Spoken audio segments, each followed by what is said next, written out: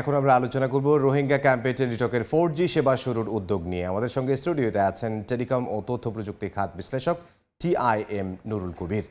আপনাকে স্বাগত জানাচ্ছি। ধন্যবাদ। শুরুতেই আপনার কাছে যেই প্রশ্নটি আমার থাকবে সেটি হচ্ছে, এই যে রোহিঙ্গাদের ওখানে টেলিটকের সম্প্রসারণ করা হচ্ছে নেটওয়ার্কের, এটাকে আসলে আপনি কিভাবে দেখছেন? টেলিকমের সম্প্রসারণের জন্য রোহিঙ্গা ক্যাম্পে একটা বিশেষ ব্যবস্থা করা হচ্ছে এবং তাদেরও তো যোগাযোগের বিষয় আছে।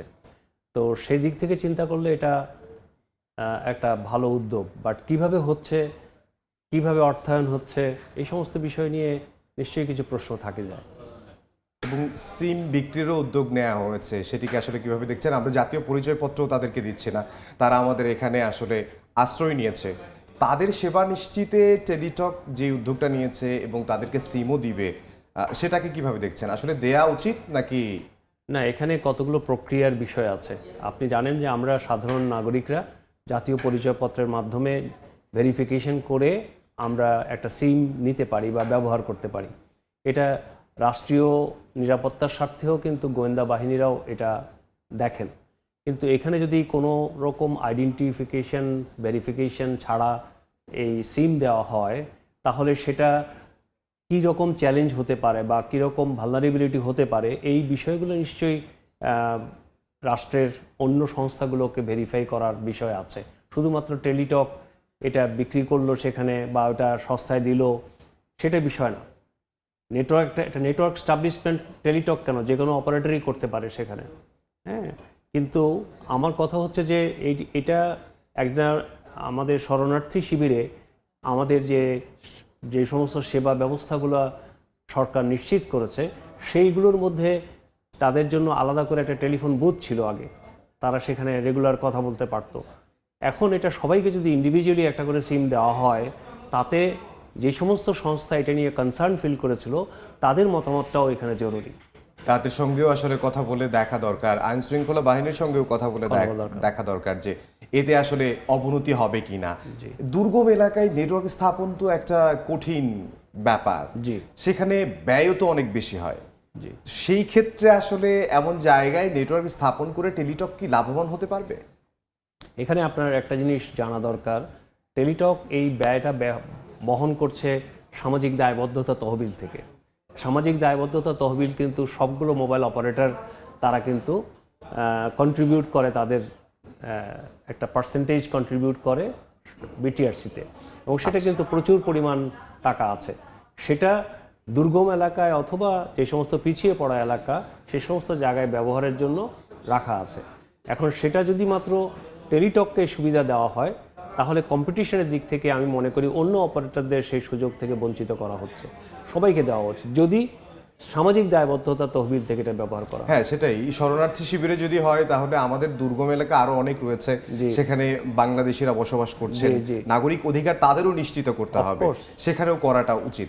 এটা আসলে কি হচ্ছে নাকি শুধুমাত্র এখানেই হচ্ছে আপনার জানা মতে আর কি বিষয়টা যদি? না, আমার জানা মতে যেটা হচ্ছে সামাজিক দায়বদ্ধতা তহবিল কে ব্যবহার করে অতীতে আরো অনেক ধরনের প্রজেক্ট হয়েছে, যেটা কিন্তু টেলিকম আইন অনুযায়ী সঠিক হয়নি অনেক ক্ষেত্রে।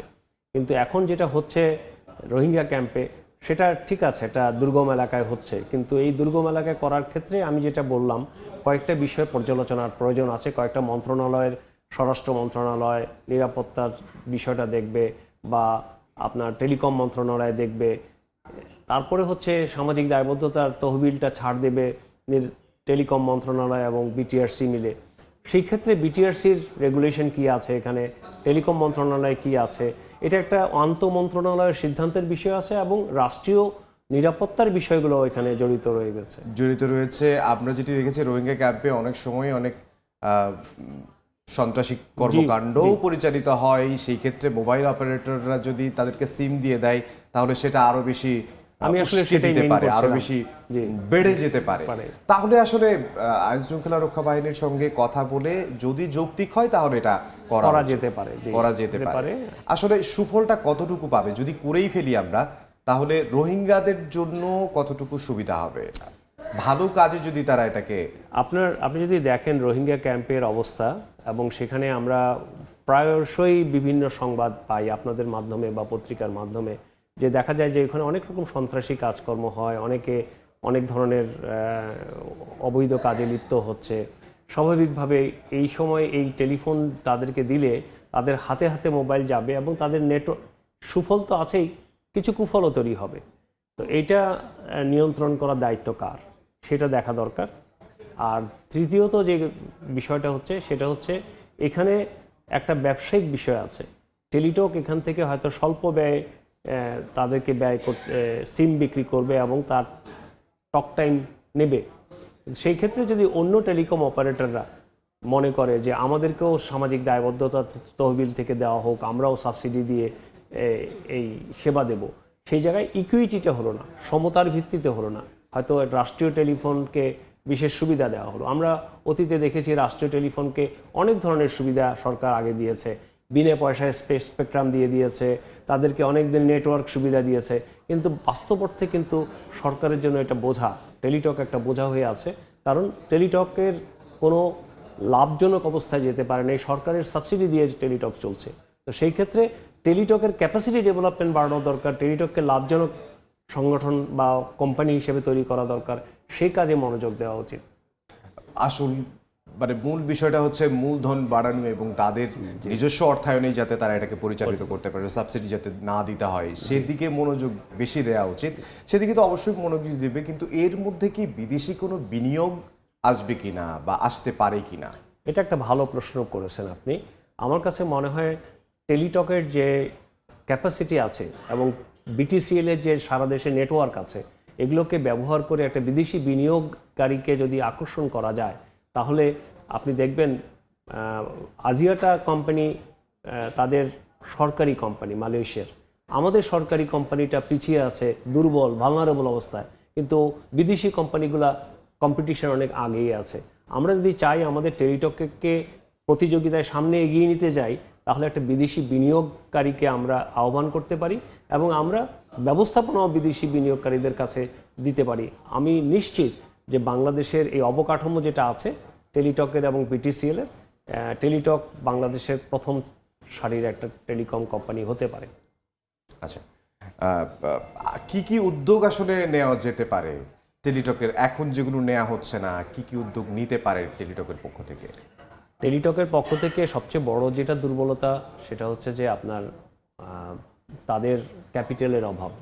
হ্যাঁ, তাদের ক্যাপিটালের অভাব, সরকার সেখানে ভর্তুকি দিচ্ছে, ব্যবস্থাপনার অভাব আছে। আমার কাছে মনে হয় মার্কেটিং ব্যবস্থাপনা এই জায়গাগুলোতে তাদের অনেক অভাব আছে। গ্রাহক সার্ভিস দেওয়ার জন্য তাদের যে সারা দেশে যে নেটওয়ার্ক আছে সেটুকুতেও আমার কাছে মনে হয় অন্য অপারেটরের তুলনায় তারা পিছিয়ে আছে। তো সব কিছু মিলিয়ে একটা লাভজনক কোম্পানি হিসেবে তৈরি করতে গেলে আপনি যেটা একটু আগে বলেছিলেন একটা বিদেশি বিনিয়োগ আসলে কি হবে কিনা, পুরো চেহারাই পাল্টে যেতে পারে। পুরো চেহারাই পাল্টে যেতে পারে যদি বিদেশি বিনিয়োগ বা মূলধনের যোগানটা যদি আসলে পাওয়া যায়। আপনাকে অসংখ্য ধন্যবাদ আমাদেরকে সময় দেওয়ার জন্য। ধন্যবাদ। আমাদের সঙ্গে স্টুডিওতে উপস্থিত ছিলেন টেলিকম ও তথ্য প্রযুক্তি খাত বিশ্লেষক TIM নুরুল কবির।